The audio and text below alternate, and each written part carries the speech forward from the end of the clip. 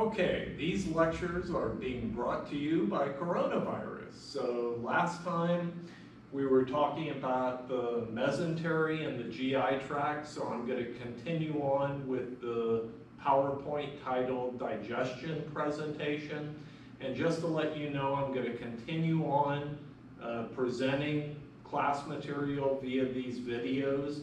And next Friday, I'm going to give a take-home test that is most likely going to consist of approximately 10 to 11 multiple choice questions. So it'll go over all the chapters that we've covered, including the lungs, kidneys, as well as the digestive system. So last time we were talking about the mesentery and what it consists of. We said that you have the peritoneum, the membrane, the two membranes, the visceral and the parietal peritoneum, and that actually houses a lot of the blood vessels as well as the nerves that innervate all of the gastrointestinal organs. And we talked about the innervation, which includes the enteric nervous system, but you also have innervation via the autonomic nervous system, in particular the parasympathetic branch of the autonomic nervous system. So next step is going to be, how do you get the material from the mouth into the stomach and what happens in the mouth? So typically chewing is an operation that is obviously meant to break down food particles into a manageable size. Saliva has a couple of enzymes that are found within it, including salivary amylase as well as lingual lipase. So it starts breaking down carbohydrates and fats when those enzymes get activated. Typically that occurs with the lingual lipase, I believe, in the stomach. The salivary amylase is actually activated in the mouth, and one of the cofactors that is necessary for salivary amylase activation is actually chloride. So one of the things that happens, particularly like when you eat French fries, French fries can actually taste sweet because you have the salt on the French fries, which helps to activate the salivary amylase, and it breaks down the starch into glucose. So saliva is mostly consisting of water. You also have, it's a hypotonic fluid, so it's 99% water. Mucus is secreted all throughout the GI tract, and some individuals actually secrete immunoglobulin. In particular, the form is IgA, and those individuals are known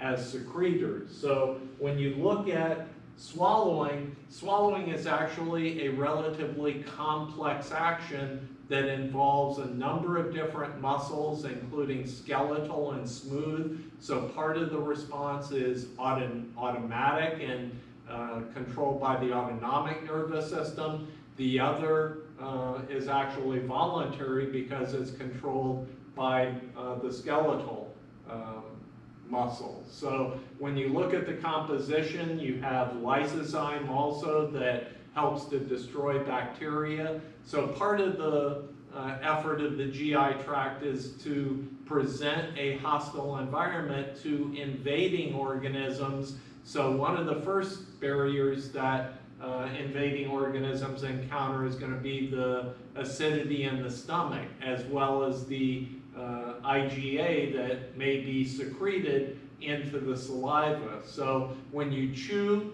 you mix up the material, you add the enzymes, and you get a bolus that you're then able to swallow, and that swallowing then proceeds, the wave of peristalsis proceeds down the esophagus into the stomach. And you also have two sphincters. The first, the upper esophageal sphincter, has to open to allow the bolus to pass, and then right before the stomach you have what's called the lower esophageal sphincter.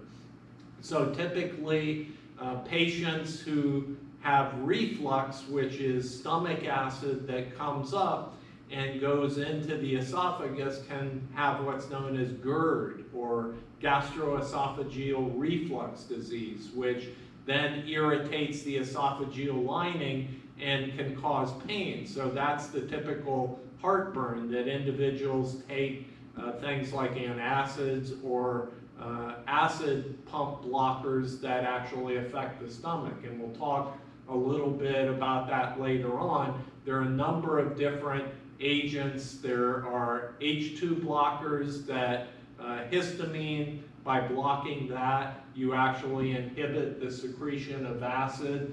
The the calcium carbonate, like Tums, is going to scavenge up the acid that's present, so that's another thing that you can take. But the whole purpose of having the material have saliva and then that peristaltic wave going down the esophagus is to move that material and then get it into the stomach.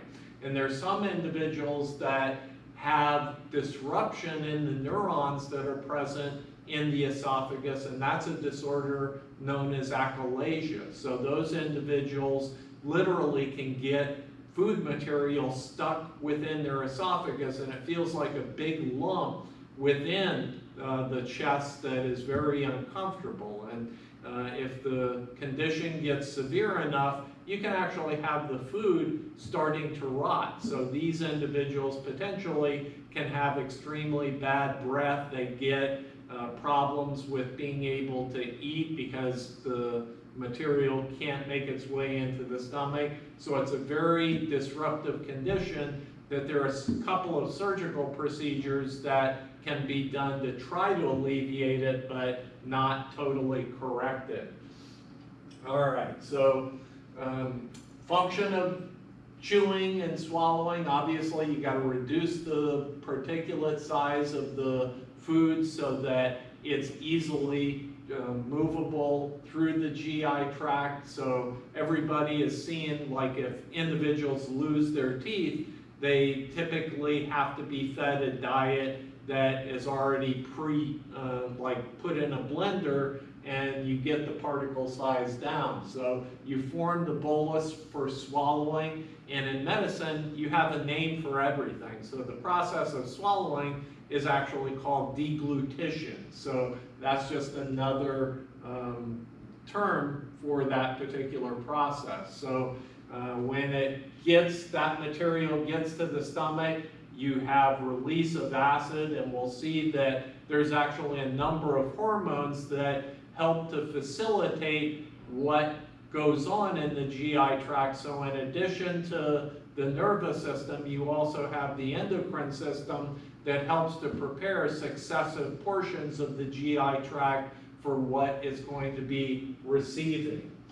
All right, so swallowing, as I said, involves a number of cranial nerves as well as autonomic nerves and motor nerves. You have different phases of swallowing. I'm not really going to get into that. You can see the peristaltic waves occur all throughout the GI tract. When it gets into the stomach, we'll see that only certain size particles are able to be released from the stomach into the small intestine. So the stomach serves as a sort of repository for the food in the process of it getting broken down by the enzymes that are secreted by the stomach. In addition to the acid, you have certain size particles that then get released from the end of the stomach called the pylorus. And the pylorus actually has a sphincter muscle that opens and closes to have the food material or the chyme released into the small intestine for digestion. And we already talked about what heartburn is. So you can see the different sections of and tissues that are found in the stomach. The esophageal sphincter has to dilate and open up to accommodate and allow the food to get in to the stomach, and there's a disorder known as a hiatal hernia.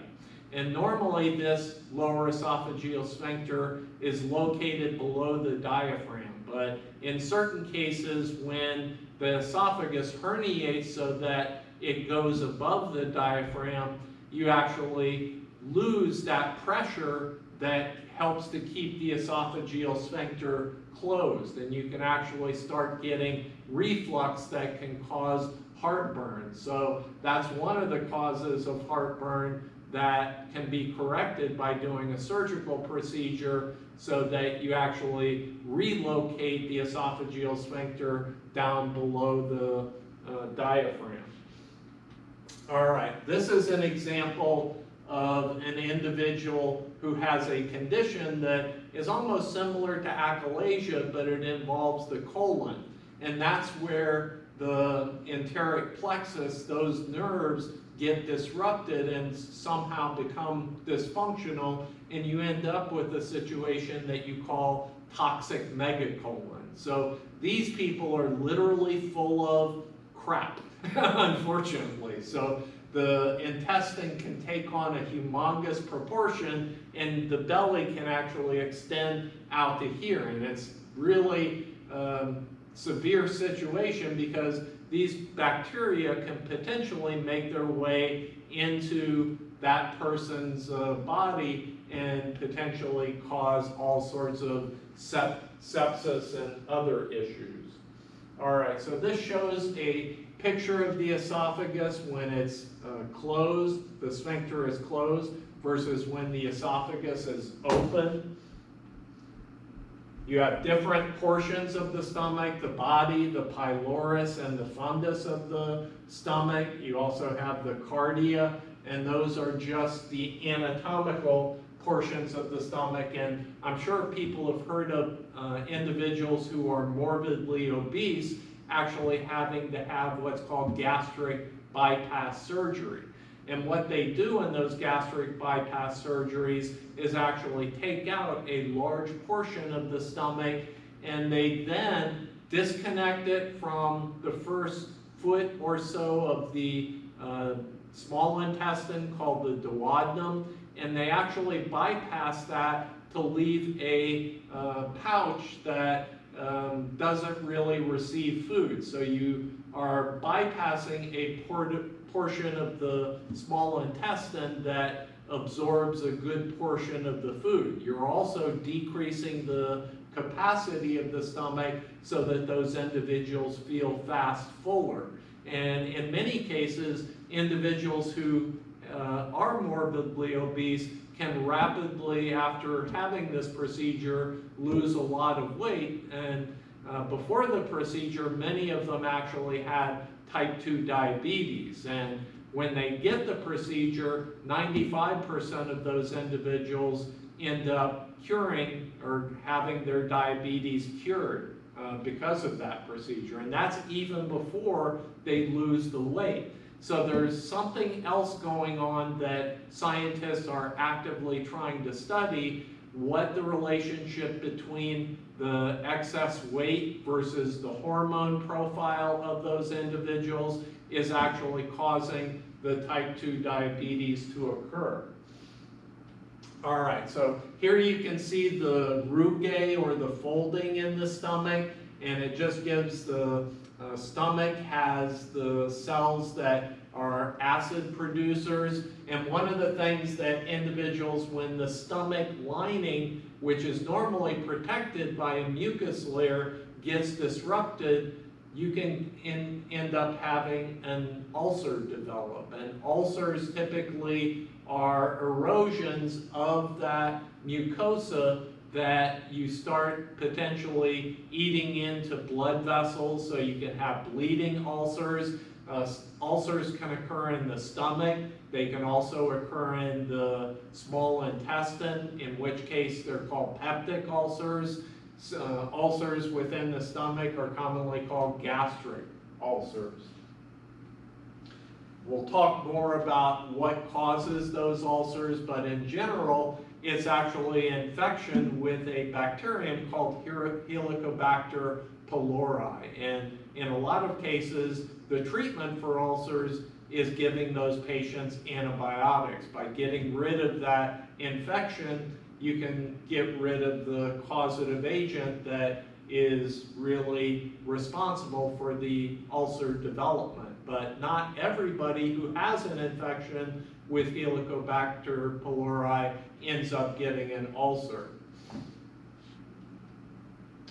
Okay, so looking at the different types of substances and hormones that are produced by the stomach, you see pepsinogen, which is the inactive form of pepsin.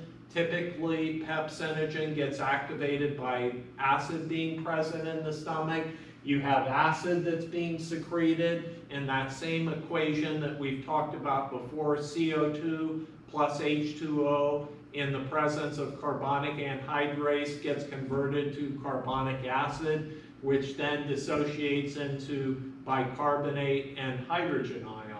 You also have mucus as well as a substance known as intrinsic factor. An intrinsic factor is a binding agent that binds the vitamin B12. And without intrinsic factor being produced by the stomach, you're not going to be able to absorb B12. So patients who have had gastric bypass surgery, in a lot of cases, end up getting deficiencies of particular vitamins. B12 is one of the most significant, because if you have a deficiency of B12, you can get anemia, you can also get dementia, and it causes all sorts of problems in other systems in the body as well. So it's one of those things that surgeons have to be aware of. So most patients who get gastric bypass surgery have to either get B12 injections or be put on other vitamins as well, because if the stomach isn't producing intrinsic factor, you can give them all the B12 by mouth you want, but they're not going to be able to absorb it. All right, so this shows, like I said, the same equation that is found in red cells. The kidney is also found within the stomach, so you get the production of acid and you have a corresponding chloride shift into the cells within